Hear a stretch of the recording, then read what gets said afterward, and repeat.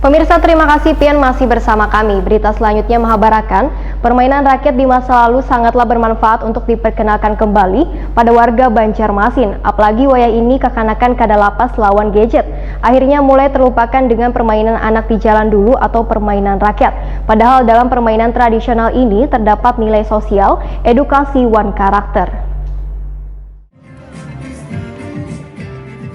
Permainan rakyat di masa lalu sangatlah bermanfaat untuk diperkenalkan kembali kepada warga Banjarmasin. Apalagi wayah ini kekanakan kada lapas lawan gadget, akhirnya mulai terlupakan dengan permainan anak di zaman dulu atau permainan rakyat. Padahal dalam permainan tradisional ini terdapat nilai sosial, edukasi, wan karakter. Melihat potensi yang ada di lingkungan Gang Pendamai Teluk Tiram Banjarmasin Barat, yang banyak kekanakannya, maka Bapak Muhammad Suryani memberanikan diri untuk membuat wadah bermain anak dengan permainan tradisional yang dibuatnya sendiri. Supaya wahana wan permainan ini terlindungi secara hukum, maka dibuatlah yayasan yang diberi ngaran Bina Banua Pendamai. Demikian dipadahkan pendiri Yayasan Bina Banua Pendamai Banjarmasin, Siti Nursiah.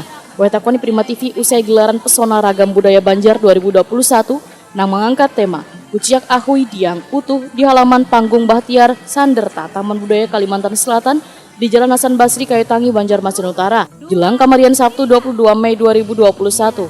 Bendahara Yayasan Bina Banua Pendamai Banjarmasin ini pun mengaku kadang merasa kesulitan wayah mengumpulkan kekanakan di lingkungan padat penduduk tersebut. Apalagi di kawasan tersebut, ujar Siti Nursiah, kada ada wadah bermain, sehingga bisa dengan mudah mengarahkan kekanakan untuk menyukai hingga memainkan permainan tradisional ini.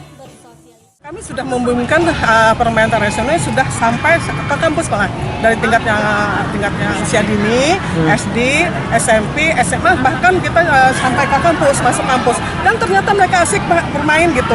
Jadi mereka tidak disalahkan karena sarananya, fasilitas, dan kami siap ya, kita berdua siap mengadakan, artinya mengadakan workshop atau bagaimana cara membuat peralatan permainan tradisional itu, karena itu perlu. Kalau kita belum tidak ada alatnya, tidak ada dijual di pasar. Dan kami itu bapak itu gitu, dan itu merupakan hobi pak, hobi. Dan ini ada kepuasan tersendiri ketika mereka bisa punya prestasi kan sekarang sedang ini olahraga tradisional dan sebagainya.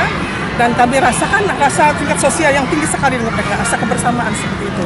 Jadi dan nilai rapot pun mereka sudah mulai naik, dari yang kurang baik jadi baik, yang baik jadi lebih baik. Itu yang kami rasakan manfaat. Makanya aku terus menggali permainan ini. Tidak hanya 7 permainan, banyak yang kami gali di sini. Jadi banyak pak, ada di kita 21 permainan lagi, banyak nih pak permainan. Seminggu itu berapa kali bu untuk ini bu? Itu tidak ada waktu pak, tiap hari, bahkan malam ya. Malam kita juga ada pengajian dan sebagainya itu. Jadi sambil bermain, sambil belajar, itu yang kami terapkan di lingkungan kami di Gang Pendamai seperti itu.